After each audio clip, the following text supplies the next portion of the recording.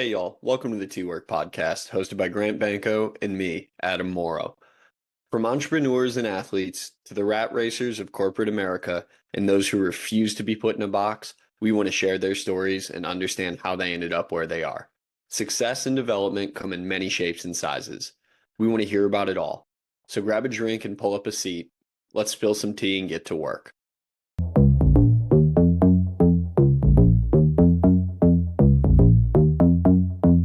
Turn it on, cook it up, make it boil, let it soak. Is it hot? Is it cold? What degree? Spill the tea. Turn it on, cook it. Welcome back to the T-Work podcast. Today we have a special guest. As you know, Adam and I are both very big dog lovers, and we try to bring on dogs at all times, any subject, any person that we have on the podcast. And today we have a very special guest. So the co-founder of Service Dogs Saving Lives, Paul Johnson, is joining us today. I want him to tell his background, give his story. So with that, I'm going to pass it to you, Paul. Thank you for joining us today. Well, thank you, Adam and Grant, for having us. We really appreciate it. We Our nonprofit is called Service Dogs Saving Lives, and it's a dedication to Joseph Johnson. And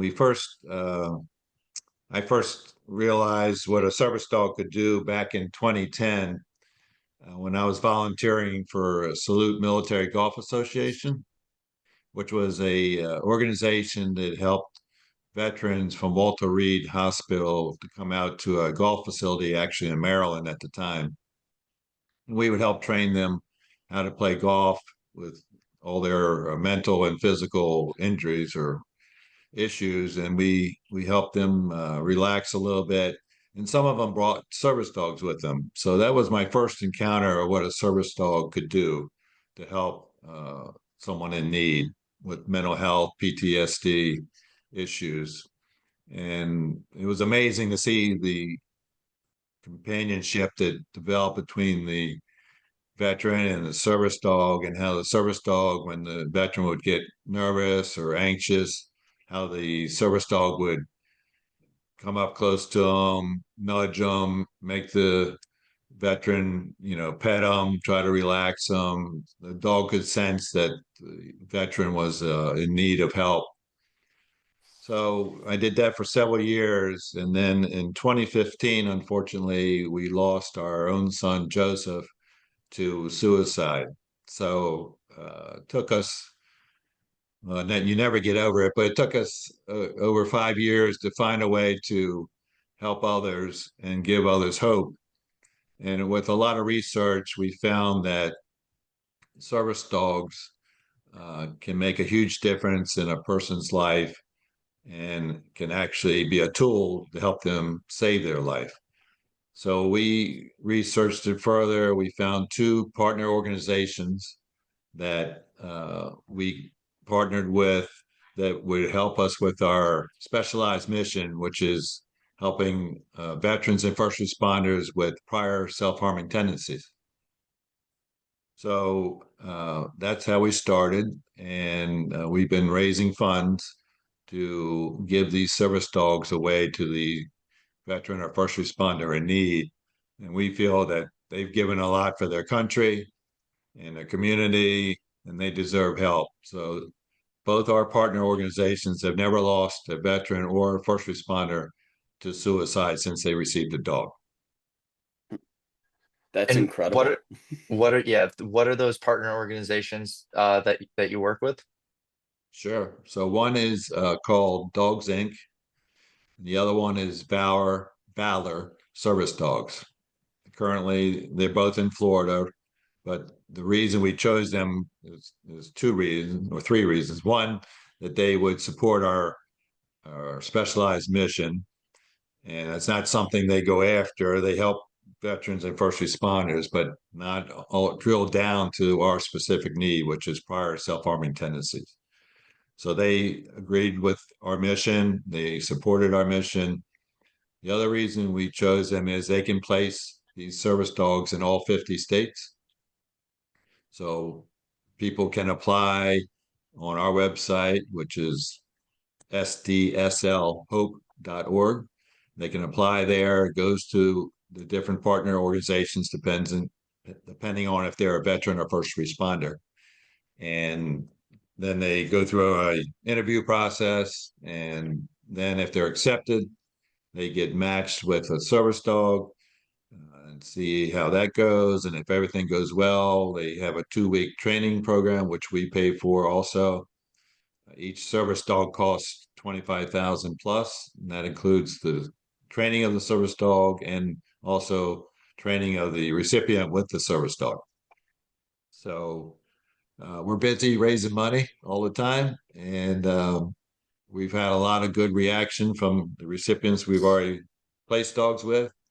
We have videos of them stating how it saved their life, it's helped their family, it's allowed them to go out in the community now because they didn't like to be around the crowds. They didn't want to be in awkward situations, and the service dog really changed their life. It's amazing how just a little companionship can change the outlook. This isn't something that I can sympathize with. I'm not connected to the situation. I'm just a lover of dogs. I can empathize with it. Of course, I recognize how hard these situations can be, but I've never gone through it. I don't necessarily know someone or have been impacted that closely. So I just want to share my flowers to you, give my flowers to you in the group that you're working with. And if everybody's cool with it, now that we have a really solid background, I'd like to take all the steps back so we can kind of pave the path to how we got to this point. So obviously, Paul, you have a passion for helping others.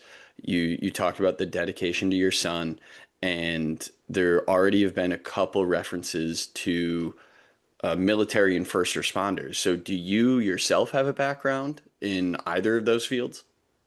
Yeah, that's a good question. So, my father was in the Army. Did not go through the military services, but my father was in the Army. My uncles have been in the Army. Our son was in cyber security, and he worked a lot with first responders and did a lot of charity events with them. And our research showed, Adam, that well, first, 49,000 people in the United States alone die by suicide. That's 130 a day, and over 17 plus are veterans, and 20 plus first responders die each month by suicide. More officers die by their own gun than in the line of duty. So that's our connection, both from my early volunteer work with Salute Military Golf Association in Maryland, seeing the veterans and first responders. I grew up in the DC, Maryland area. There's a lot of military there. It was just something we had a passion for, and the big need was in that area. So that's why we focused on those two areas. We're going to do others also, uh, but we have to find the right partner to do that because we're not mental health professionals. That's why we use the two organizations we use now because they have the training. Actually, one of them that does the interviewing was at Walter Reed, you know, by chance where I first learned about this. So we're trying to find another partner organization that can do others because the other prong of our mission is education and trying to stop the stigma of mental health issues. So my wife Linda, along with Onondaga High School in New York, did a curriculum for high school students for mental health, and they've taught it there, and we've also taught it here in Sarasota at Sarasota Military High School and Sarasota Military Academy, it's called. And so we feel it's so important to let young people know that there's hope out there and that you should get involved in your community. You should go out and talk to veterans and first responders and build up a connection with them and see what they do. They're in the community all the time. So it's been very impactful. We're going to spread out and do more of that. I'm going to throw out a statistics that is shocking. So ages 10 to 14, suicide is the second leading cause of death for 10 to 14-year-olds. So, we're really busy trying to raise funds because our need is large and we want to affect as many people as we can. That's incredible, Paul. I think what you're doing is very impactful, and I think the more people talk about and learn about mental health, I think it'll help a lot of people because just thinking about growing up when I did and going through school, it really wasn't. I mean, it was kind of talked about, but there was no real education about it. It was sort of figured out, and you're a teenager. You're just this is what being a teenager is. So it's incredible that you guys are doing this. I am curious, initially getting into volunteering back in 2010, not everyone volunteering isn't for everyone. Not everyone goes out and uses their extra time to help other people, volunteer, donate, etc. Like what drove you to initially get into volunteering and helping others? Yeah. So I'm one of seven children, and all of us have tried to help in some way other people. My father was a good example of that, going out and helping the community. Um, he was a CYO coach, which is Catholic Youth Organization coach, and did St. Vincent de Paul, helping poor people. So there's always something that we thought about. And I also, the co-founder of where I went was Jim Estes, and he was a professional golfer on the PGA Tour. And I was taking lessons from him, and I said, what's going on? I see these signs out here, salute Military Golf Association. What are you doing? And he told me, and I said, look, I'm all in. I want to come help every Saturday. It was so that's how I got started. And then, when you see veterans that have lost limbs and you can see mentally that they're suffering, it makes you want to help people. So that's how I got started. Then, like I said, unfortunately, we lost our own son, and we wanted to give hope to other people, and we didn't want other people to feel the pain that my wife and I and our family felt by losing a loved one, especially a son. It's not supposed to work that way. They're not supposed to go before you. So I said, I got to do something. So that's why we formed our Service Dog Saving Lives. We're a 501(c)(3) nonprofit. We do, events. We do Veterans Day parades. We do Memorial Day parades. We have a fundraiser at Stony Brook Golf and Country Club in Sarasota every year to raise funds. We're doing a promotion in September. So I appreciate you all having me on now because September is Suicide Awareness and Prevention Month. So we have a lot of social media going on about that and how people can help volunteer or donate to Service Dog Saving Lives, so we can save more people's lives. But yeah, that's a good question. That you know I could play more golf, or I could try to help save a life. You know what I mean? So uh, Or right do a now, little bit it's of going to both? Yeah, yeah, a or little do bit of both. both. Right? Yeah, exactly. So Well, I know you all are before busy and you all do neat things too. So yeah, yeah. before I know Adam has a question. When is that Stony Brook golf tournament? Because I'm in the Tampa area, so when is that annual golf tournament? Just for my information.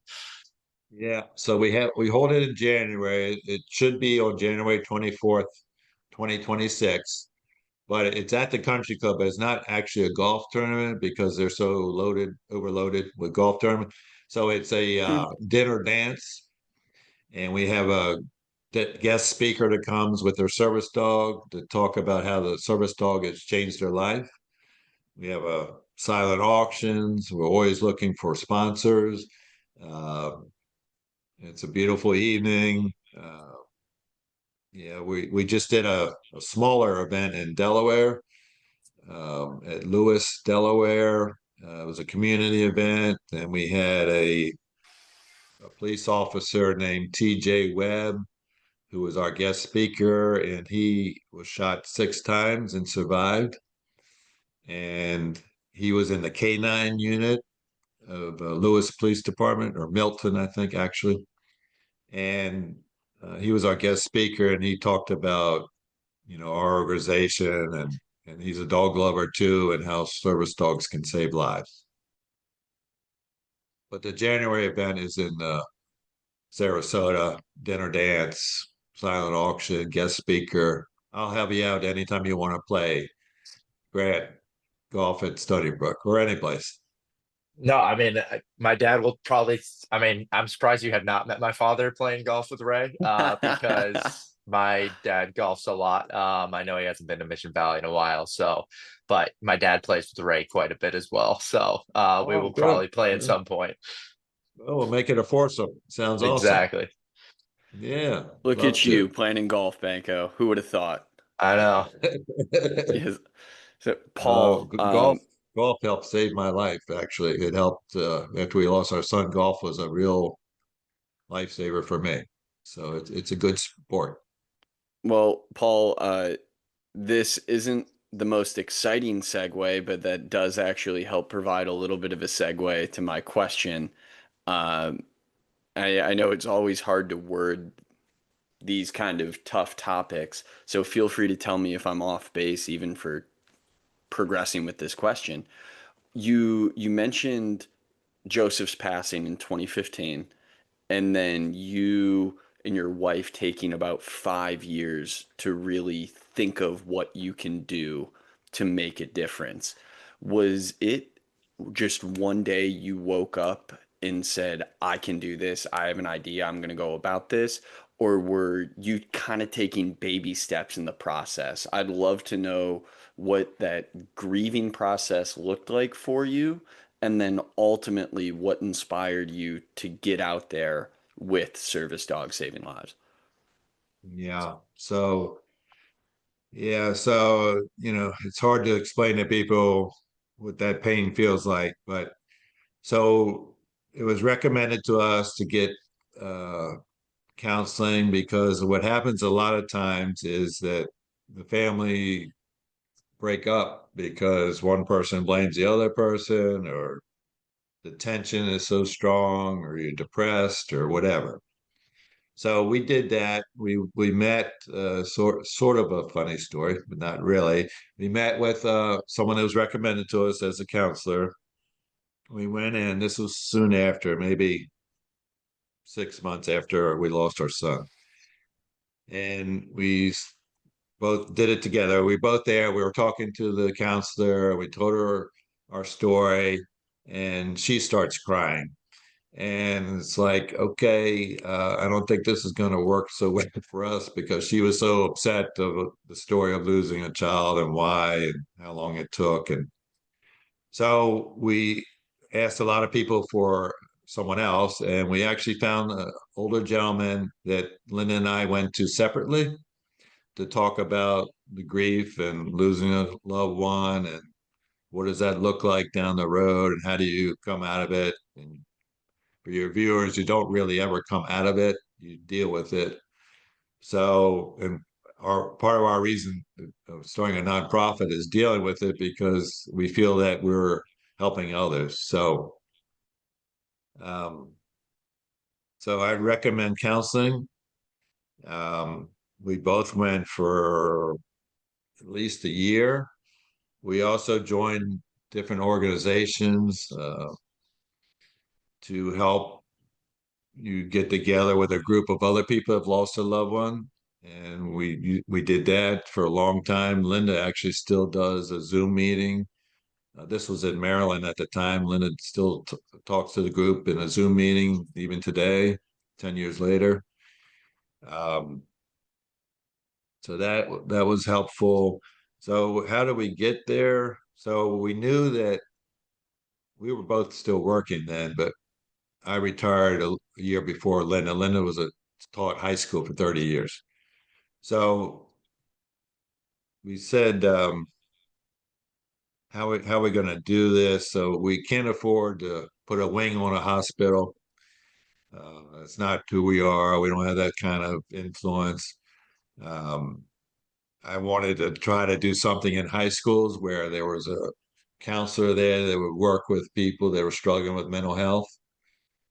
And we said, oh, that's not going to work strong enough. And then as we did our research, we found that the big need was for veterans and first responders and our connections that I spoke about earlier. And that's when we started doing research and talking to different people about how to do this. We actually formed the nonprofit in the fall of 2022. And, it's a lot of paperwork with the government, the 501c3. We want to be legit, insurance and all that. So we didn't really start raising money to 2023. And that's a whole nother ball game. Someone mentioned, well, what are your mistakes? So here's another funny story. So we had to get together for about 60 people. We told them our name of our organization and what we do. And we fed them dessert. We had a PowerPoint presentation, which was pretty good for us because that's not what we do. And so at the end, everyone's coming up to us and they're handing us checks, right? We don't have an envelope to put the checks in. We don't have a money bag to put the checks in. Linda's stuffing them in her pocket. I'm putting.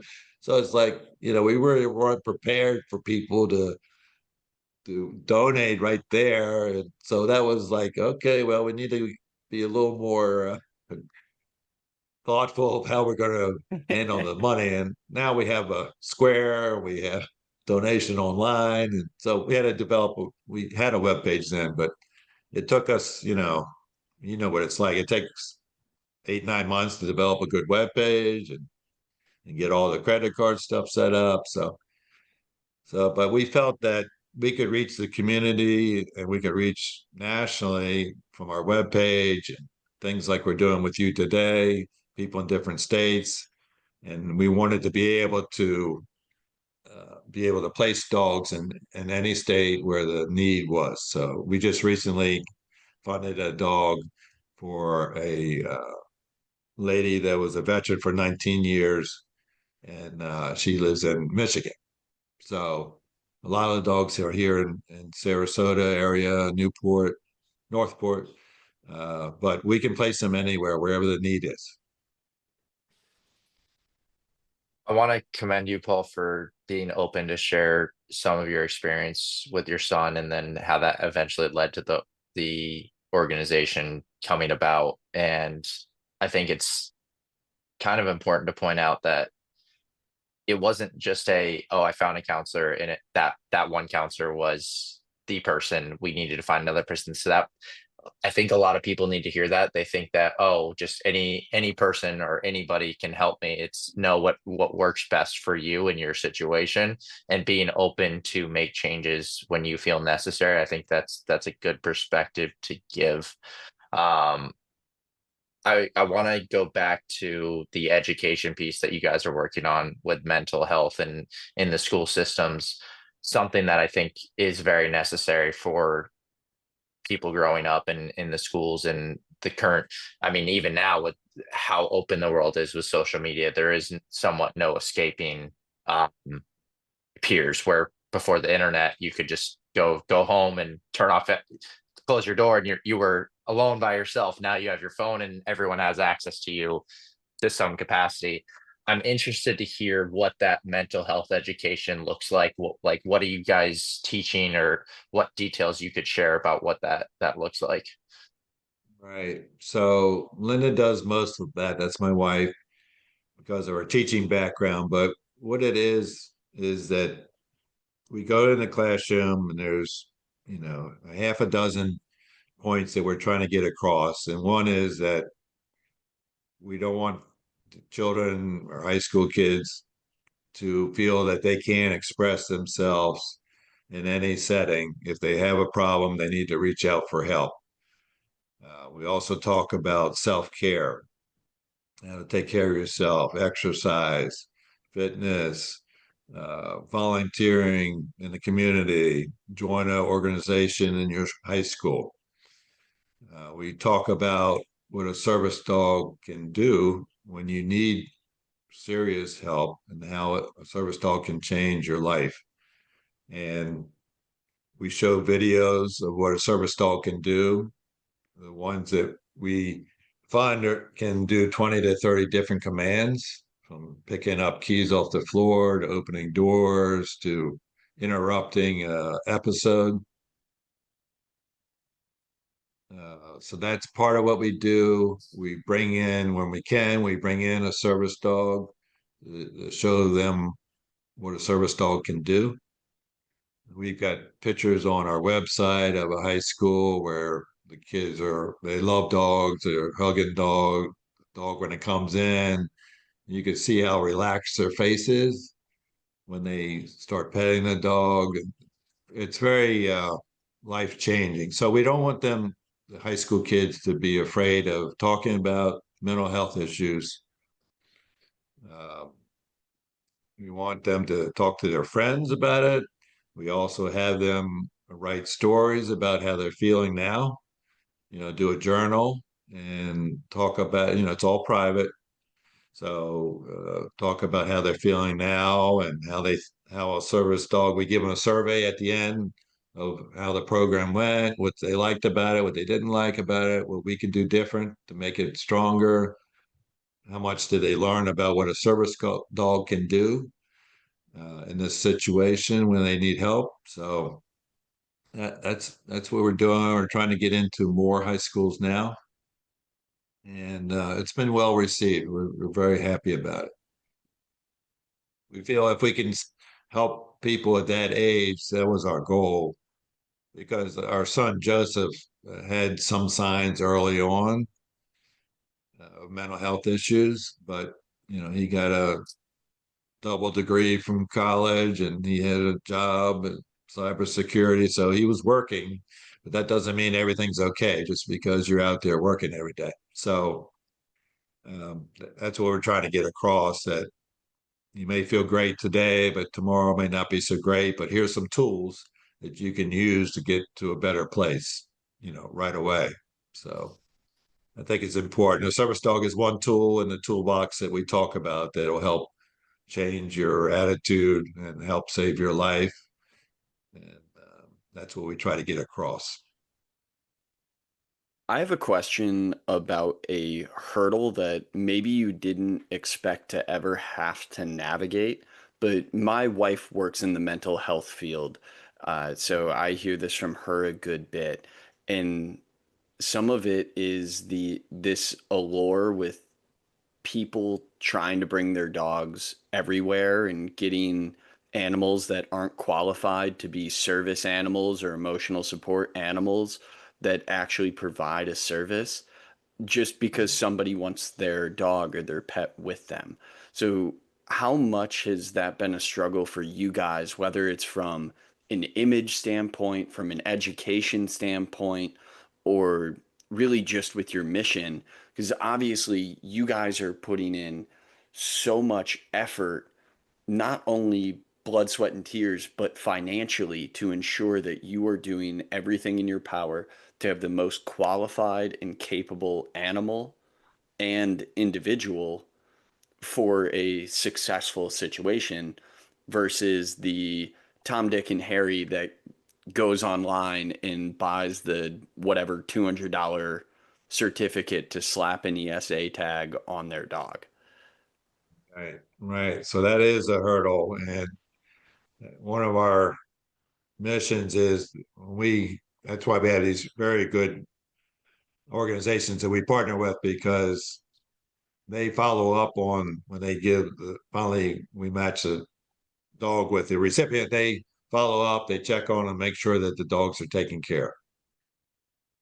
So yes, that's an issue. We do educate people. It's on our webpage, actually, the difference between a highly trained service dog and emotional support dog. We've had people run into that have a vest on a dog that they bought online that says service dog. And, the ones that we use are Labradors, and they were breed specifically for being able to handle all these different tasks. So there's other service dogs out there, but the ones that we found are most successful are Labradors. Um, so it is an issue. We try to educate people all the time about the differences, and it is frustrating when you see other people passing off a dog. It's really a pet as a service dog. So yeah, we try to educate them. It's on our webpage, the difference. We bring it up. It's hard to get across. It takes multiple times of conversation, but we have a patch that we put on the vest that says service dog saving lives. And so that's the best we can do to try to get the word out. But you're right, there's a huge difference. 20, 30 commands. Some dogs are raised to, retrieve medicine out of the refrigerator, open doors. One of the dogs that we funded helps a veteran with stability. So they're trained to help brace the recipient so they can get up and down. So yeah, it's a big difference. It's a huge difference. I'm glad you brought that up because it's so important that we note that service dogs are a big difference from support dogs. I love support dogs. The other thing people don't realize that 40% of the dogs that are raised to be service dogs trained don't make it. So because whatever, they're better at sniffing, you know, gunpowder, and they go to a police department for finding, gunpowder. You know what I mean? So to do 20 or 30 commands and have the right attitude, just like humans, right? We all have different traits. So yeah, it's a big difference. It's amazing to see them at work. They're devoted to their owners, and the other reason we have the two partner organizations that we use is these service dogs last. They get tired because they're working a lot, so they last anywhere from 8 to 10 years, and then they normally retire them, but they get replaced with another service dog. So the recipients have the service dog as long as they need them, which is usually a lifetime. So they replace them with a new dog, and the dog that sort of worn out from working hard usually stays with the family because they want the pet and they don't want to give the dog up, and so they end up with two dogs, which is great. So, but they're amazing completely animals. Yeah. completely understand wanting to keep the dog that even after they retire. And you kind of stole my fun question for the end. So generally at the end of the podcast, we do generally have like one fun question. But I'll ask it now since you brought up not all the service dogs end up being the service dog for the veterans. We have a friend actually that her and her family train service dogs, and she has had multiple that were too scrawny to wear the vest, so they did not pass. So she has ended up keeping the dogs. So I'm curious on your guys' end, how many times with your partner organizations since you've been in business since 2023, where the service dog technically didn't get to the level that it needed to be to go to a veteran. Yeah, so that's interesting. So a side note to that is one of our friends actually has trained the puppies because it takes 12 to 18 months to train them properly. And they'll train the puppies for all that time, and they get connected with them, and then they take them to the breeder, the organization that raises them after that to trains them. And they say, well, sorry, your dog didn't make the cut. So now they're all devastated, right? Because they spent all this time uh, raising them and treating, taking care of them and training them, and then they didn't make it. So that's disappointing. So to answer your question further, what normally happens is when they get the recipients that meets our specialized mission, they go for the training, and one of our partner schools actually sends in three different dogs to the person, and they find out which one connects the quickest to that recipient, and then that's the one that the recipient will keep. So the other two go back and wait for the next person and see if they connect with them. And we unfortunately we heard we've had a lot of dogs too. Unfortunately, we heard that sometimes the dog waits a year or so after it's already trained to get placed because they wanted a perfect match, right, with the recipient. So sometimes it doesn't work out. So, Hmm. but yeah, it's 40% of them don't actually make it completely to a highly trained service dog. I have a simple one for you. Did you grow up with dogs? I did not. My wife Linda did, but I had dogs as soon as we got married. we, we had dogs from the beginning, so we've had a lot of dogs, and they're a lot of fun.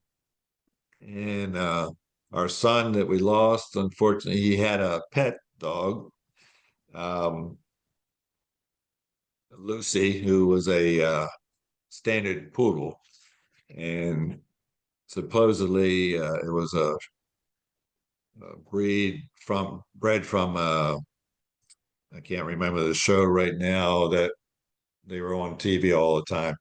But anyway, Lucy's still going strong, and we're still in touch with our daughter-in-law from our son Joseph. She also lives in Florida. So, but yeah, Linda, my wife, she had dogs from early age. So, Yeah, yeah. Banko and I are both dog people, as he said earlier. I've got one of mine sitting behind me on the couch back here, and I've heard him licking his paws throughout the episode. So if you've caught me turning, being like, what's going on? It's just because I'm trying to give him that parent death glare to stop eating his paws. Because I'm putting so much money into these vet bills to try to take care of these allergies, and I just want it to work. Yeah, So no, I got that's a you. little look into what's going on our side of things. But so kind of bringing us back maybe into the serious end of conversation. Of course, I wanted to know what the actual background was with dogs for you. Now, let's flip this a little bit to kind of the business and operations discussion, if that's all right. What Sure. is, I guess you highlighted a misstep early on, like you weren't fully prepared or you didn't necessarily have all your ducks in a row with something as simple as an envelope for checks. What are some of the largest improvements that you feel you've made in your short time of full operation? And then where do you think you can go? Like what is the next evolution? Not so much for service dogs in general, but specifically for your nonprofit. Yeah. So we hopefully we feel like we're getting better at each event.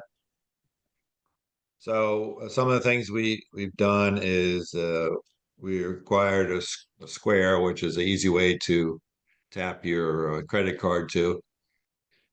We also have online at sdslhope.org, we have a way to pay through our webpage.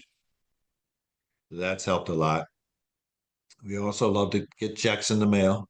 We still go to the PO box and pick up the checks, which is really nice.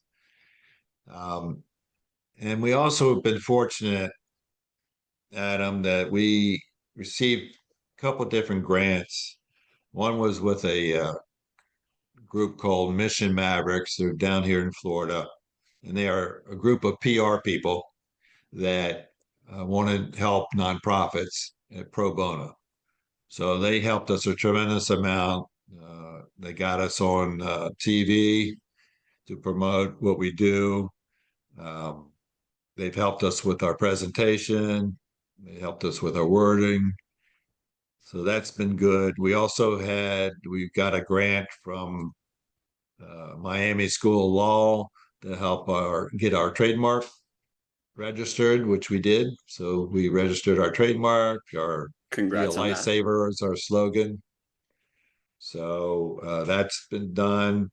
So just reaching out to the community and doing events. We're going to be at Cars and Coffee in Northport in Florida, where these exotic cars come in and they pick a charity, and we were lucky enough to be picked for September 7th in Northport, and then we're doing September 13th at UTC Mall in Sarasota, and there's hundreds of last week I think it was 450 uh, really cool looking cars and motorcycles, and people come to view them. It's free to get in, but the people that bring the cars have to pay a little bit, and that's how we raise money for our charity. So my big goal is, and it takes a tremendous amount of time and energy, is to be able to give away 5 to 10 service dogs each year. So their average cost is 25,000. So, it's 250 grand for 10 service dogs in 1 year. And the reason is the need is so great that we want to help stop the pain before it happens. So um, that's our goal.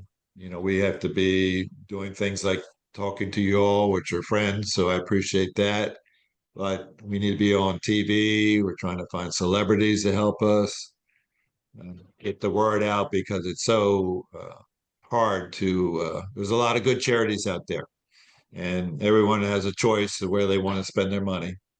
So we think saving a life is pretty important. So uh, the service. Go back to your question about what happens to the. I think Grant asked what happens to the dogs that don't make it. So they go to Gold Star families that need a companion. Maybe they've lost someone, but they just need a companion dog. So those dogs are trained already, but not to the highest level. But they usually go to a Gold Star family, they call them. So they're always used. They're not discarded. They're always sent to a good place. Sometimes they go to police stations or hospitals. So it's all good. But I don't know if I answered your question, Adam, about where we're going in the future, but it takes a lot of energy, it takes a lot of money. We do have a board. We're all volunteer. We don't take any salaries, so 100% of what we raise goes to our organization for the service. Excuse me, for the service dogs. We have an anonymous donor that helps pay for the administration costs, so we can do that. So we're not a huge nonprofit that has big salaries or anything, and we're all volunteer. And we're looking for That's ambassadors in every state to help us with different fundraising ideas and community events. absolutely no, that makes a lot of sense. Adam, I am going to bring it back to dogs, and then I do have a business question after that. But Paul, you mentioned earlier that the Labradors that you guys use are specifically bred to be service dogs and for this purpose. I'm not sure if this is on you guys or one of the partners that you work with. How do they know? How do they ensure that these Labradors are appropriate, or like they are genetically DNA for training to be these service dogs? Yeah, so they do that. They do the DNA. One of our partners has a beautiful facility where it looks like a hospital. When we first went to visit them, we had to put on boots and step in a solution so we wouldn't. We were going to see the puppies, so we wouldn't spread any disease or anything in the room. Um, and the other partner organization, they have breeders that they've used before in other states, so they know the dogs and how they react. once they're born, then they test them to see how they are, they're healthy. It's a long process. It's 12 or 18 months of training, researching.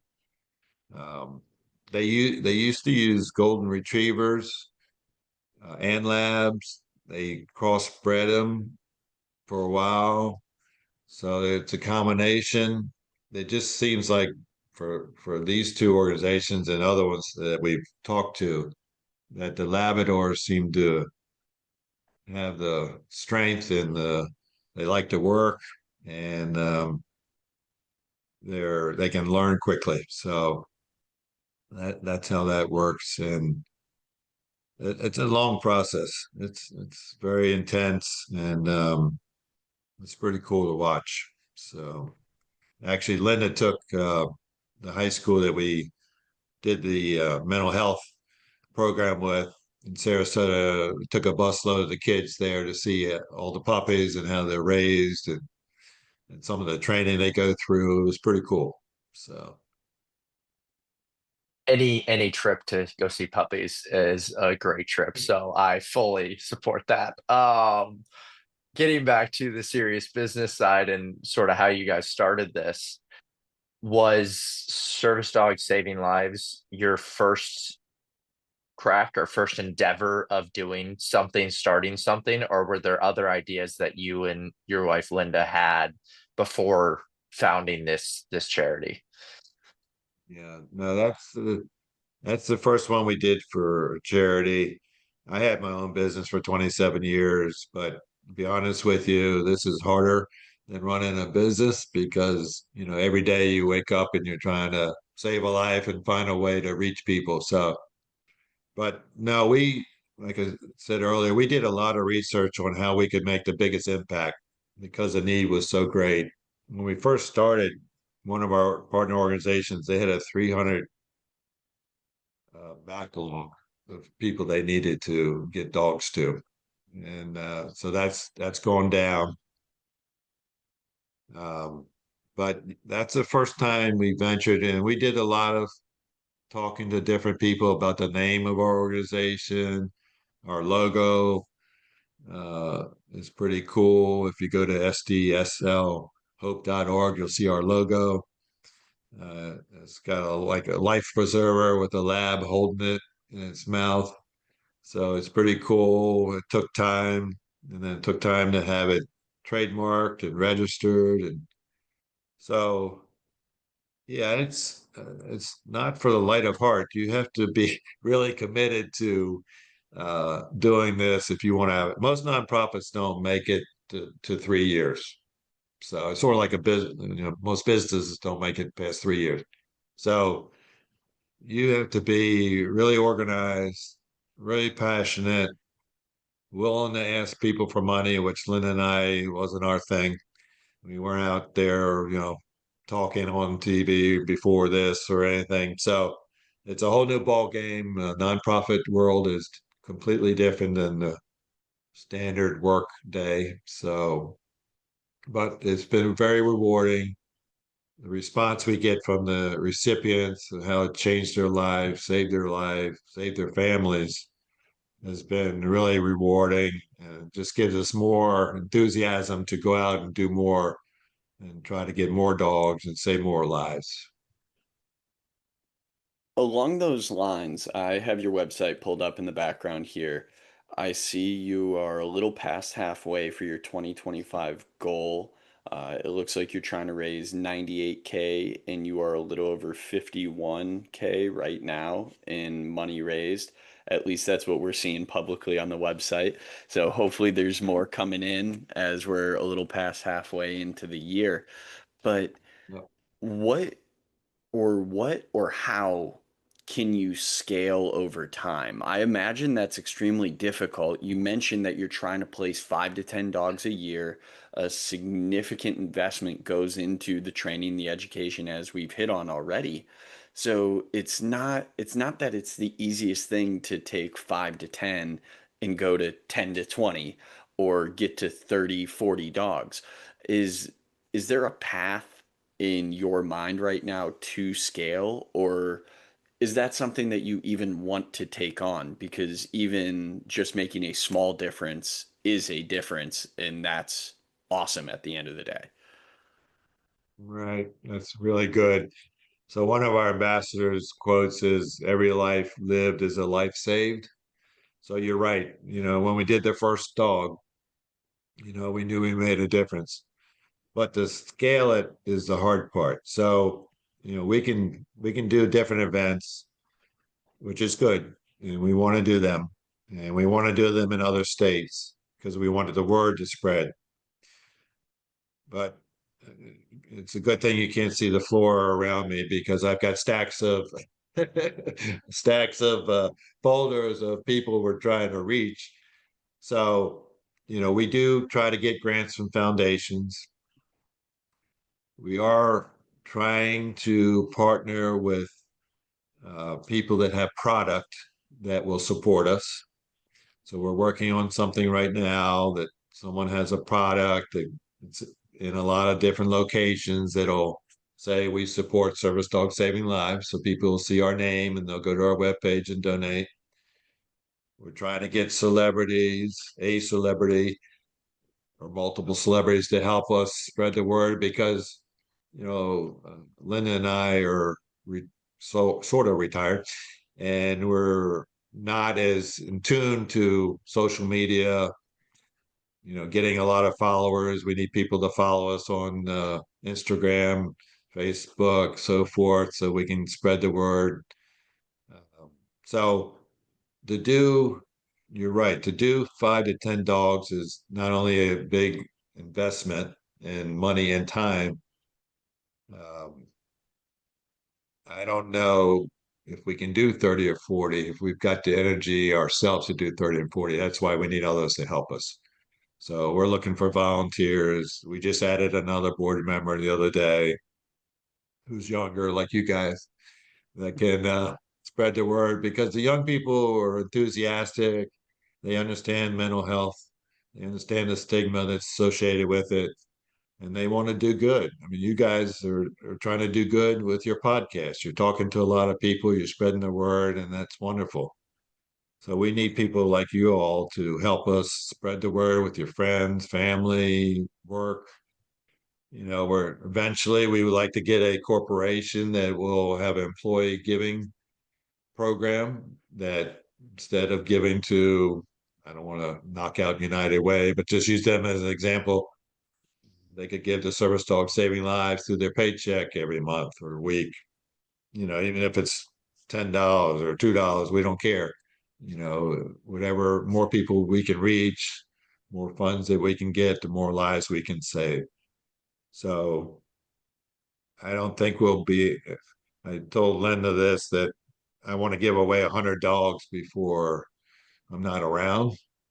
So that's that'll take a while, but that's my mission to give away 100 dogs because I think that's a big impact.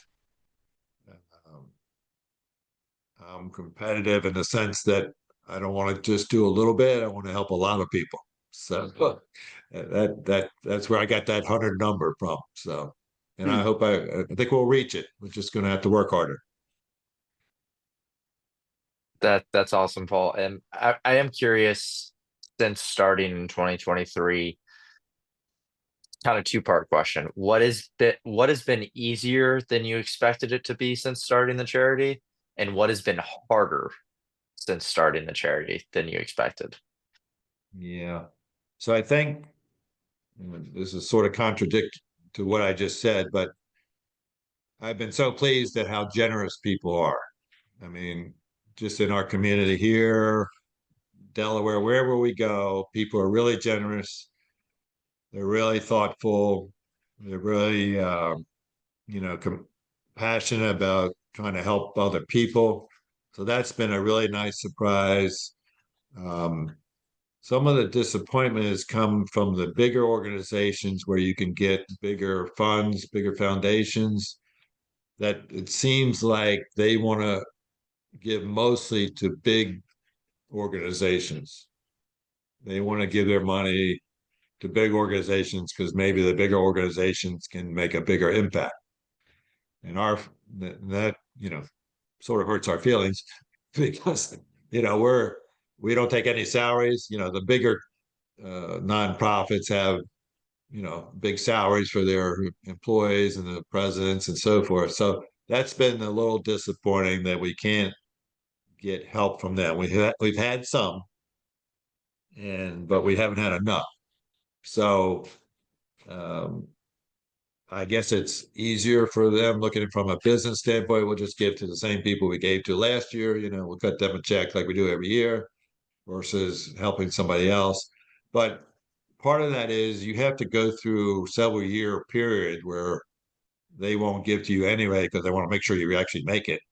So we've made it, and so maybe that'll open up some. But if there's any foundations or businesses out there listening to you today, we welcome any help that we can get from you all.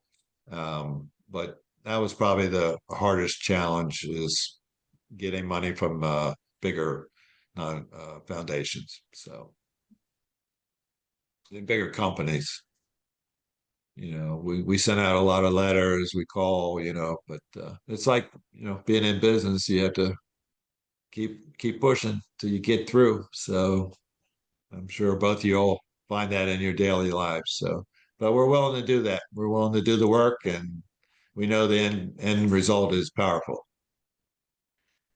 You've talked about trying to attract celebrities or people with some sort of status just to help get the word out there. Obviously, that goes such a long way when it comes to anything nonprofit oriented. Are there specific people or events that their involvement or that specific environment has led to a lot of success or a nice bump for you guys, or is that still kind of a tail that you're chasing? Yeah, it's a tail we're chasing. You know, when you have a nonprofit, and since I'm competitive, I'll see something. I'll give you an example. I had a company in mind that I wanted to approach, and they were on my list for about 6 months. I was watching them and see they have a product. They're made in America, and one day it pops up on Facebook that another nonprofit grabbed them. So I'm like,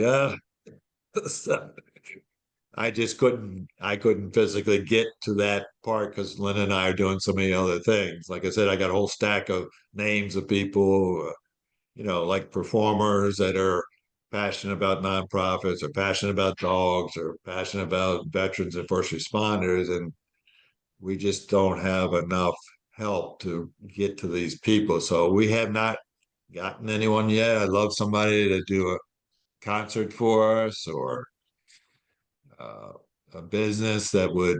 We've been lucky that we've had some businesses sponsor some events for us, help with the food or the event itself, donate things to us to auction off.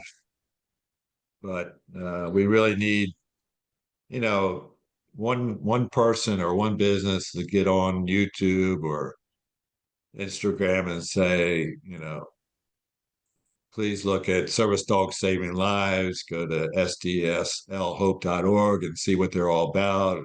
We support them. They're doing good things. Can you help them out? That's huge for us. We just need a lot more exposure. So, but that's every nonprofit's problem. So, getting exposure, getting on TV, getting a celebrity, because you mentioned it, we need a lot of money to save a lot of lives. So that's what it takes. So And we're hoping Paul, we someone will hear us. Yeah. no, absolutely, absolutely, and hopefully this gets the message out for you guys. I do want to just check in. We have about 15 minutes left, and I don't want to miss anything from your end on what you want to cover. So is there anything that we haven't touched on that you feel like we should dive in into the last 10, 15 minutes here? Yeah, take the Yeah. reins, Thank you. Paul. Well, first of all, I want to thank you all again for having me on. This is very important work that we're doing. Um, Saving lives is not easy. Um, you're dealing with a very delicate individual that needs help. And it's been proven that a service dog is a tool to help save a life. And that's my biggest thing to get across, that we're raising funds to save lives. And I just don't want people to go through the same pain that Linda and I went through. So that's what we're doing. That's why we're doing what we're doing. And the response has been great, uh, but you never have enough to change a life. So that's really what we're doing, is trying to save lives, and they appreciate it. I want to switch gears ever so slightly, but I promise there's a connection to the answer you just gave. This isn't a complete 180. You're, of course, deeply passionate about the work you do. You have an emotional, physical connection to it based on your own experiences and the loss of Joseph. What would you recommend to someone else who has a passion, who wants to create, whether it's a nonprofit or just pursue a venture? How would you recommend they get started?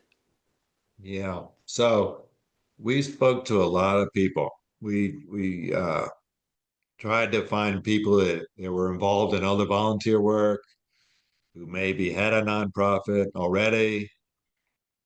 Um, and we just met with them. That's why it took us a while to really get going.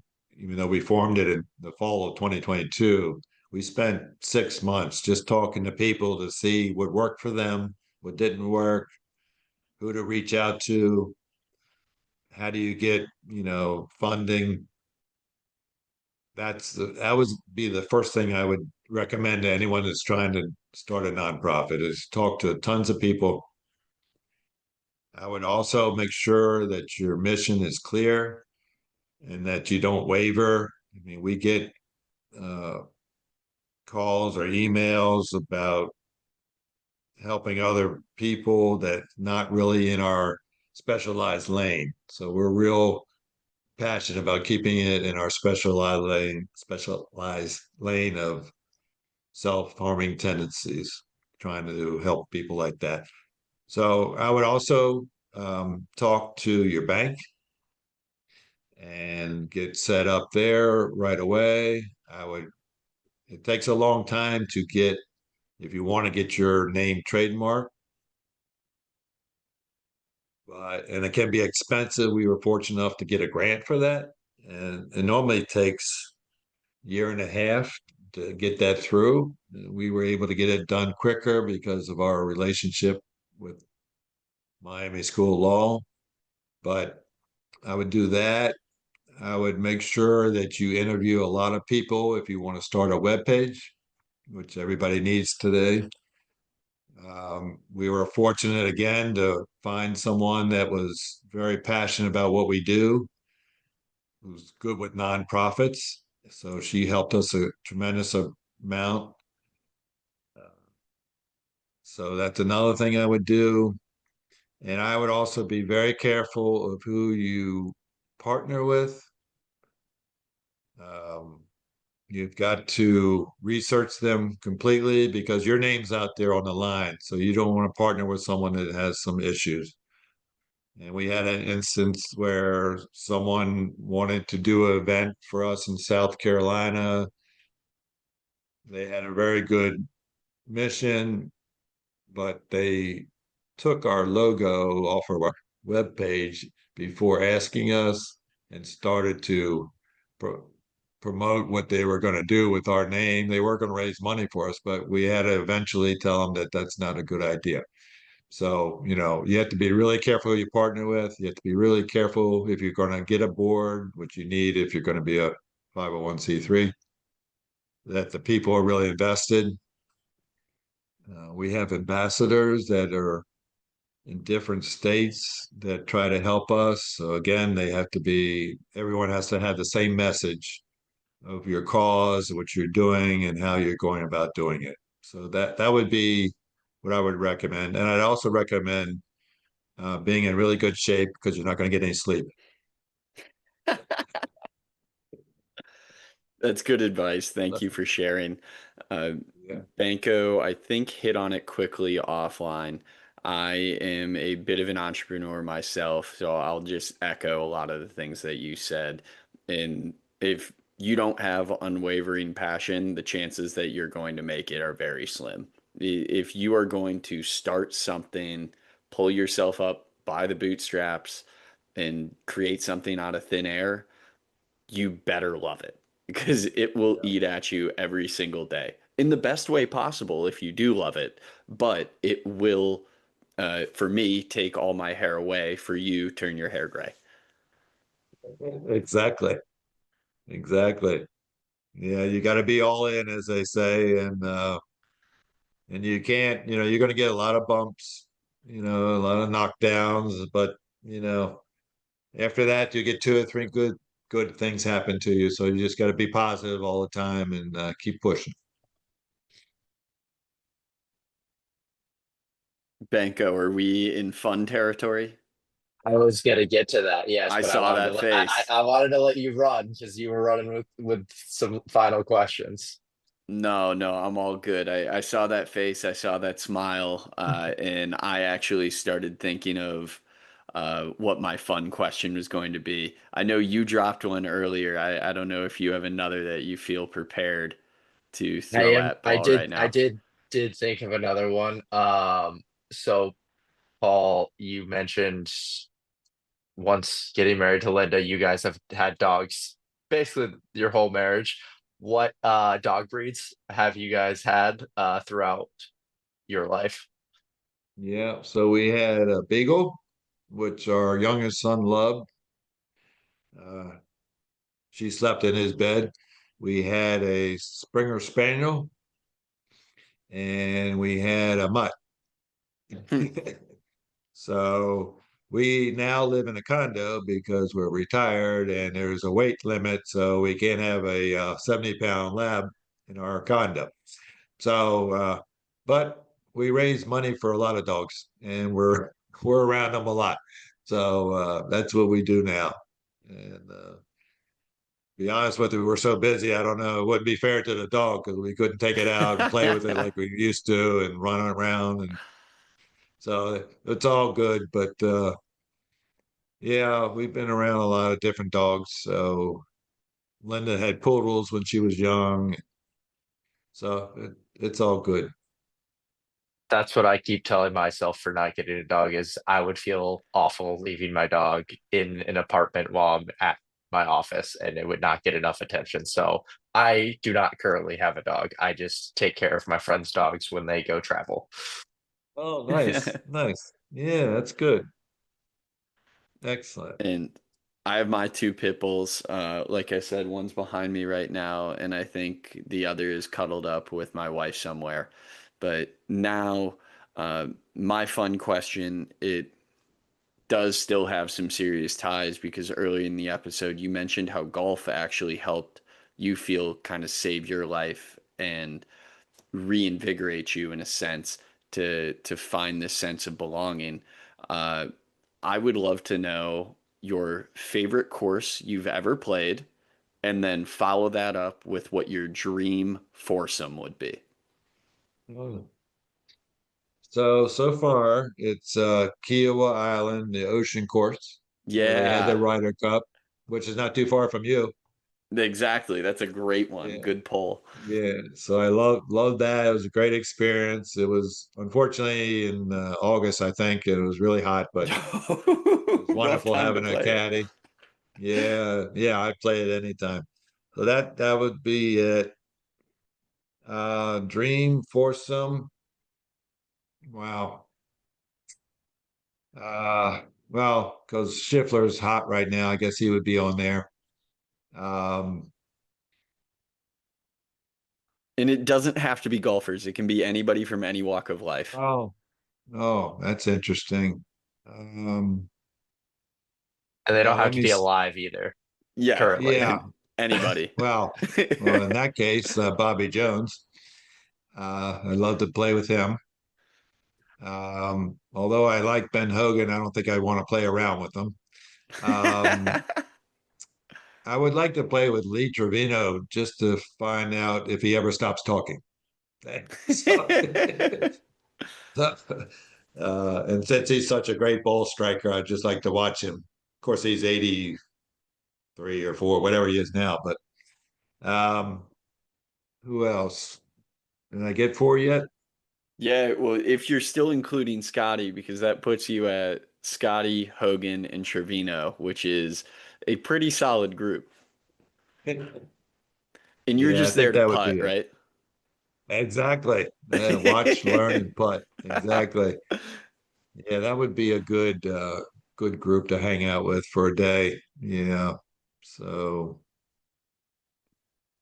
I grew up near a congressional golf course in Maryland, but I think Kiowa Island's much cooler.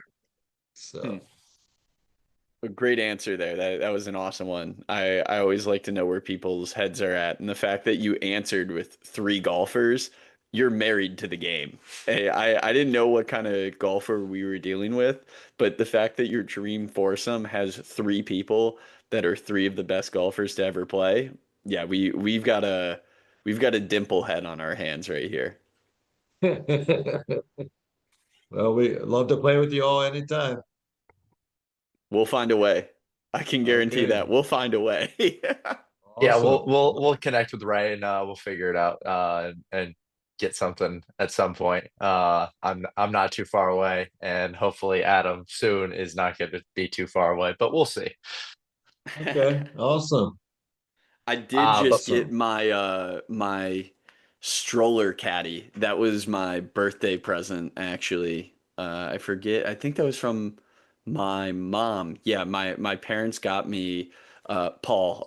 My wife and I are due with a baby girl in late August, and Oh, my birthday gift from my parents was a stroller caddy. So you attach it to the back of the stroller, and it's got slots for all your clubs. So I really? can still be walking the course with baby girl along the way with me. Congratulations. That's so cool. I haven't seen one of those yet. Of course, I'm out of the baby game, but uh, that's so cool. I did want to give one shout out to Rough and Ready because they were our provider of our webpage. And Michelle Green is the owner. And I want to give a shout out to her because she's been awesome. Everything we've done from the beginning, she's been behind us 100%. But I really Yeah, absolutely. And Paul, appreciate y'all's time. of thank you for course. joining us as well. You want to shout out? You've mentioned your website a couple times. We'll definitely put that in the show notes. Social medias, handles, anything else that you wanna highlight, so people can find you guys, get in touch with you guys. Yeah. So our webpage is sdslhope.org. And if they want to send us an email, they can email it at info@sdslhope.org. Um, Obviously, when they go to the webpage, they can connect to Instagram and Facebook right there. And we need a bunch of more followers to spread the word. So we appreciate that. And if anyone has any ideas about a business or a celebrity or a friend that they know that's passionate about what we're doing or like to learn more about what we're doing, please get in contact with us. My personal email is paul@sdslhope.org, and we'll get right back to you. And I really appreciate both of you all sharing this time with me and let me talk about service dog saving lives. Of course, it was a pleasure. I learned a ton in the process and anything to help get the message out there. So, Paul, thanks a ton once again. Everybody listen to Banko's outro. If you guys want to get in touch with us, just listen to that note that he'll have for you. We have our email, we have our socials. And until next time, guys, it's been a pleasure.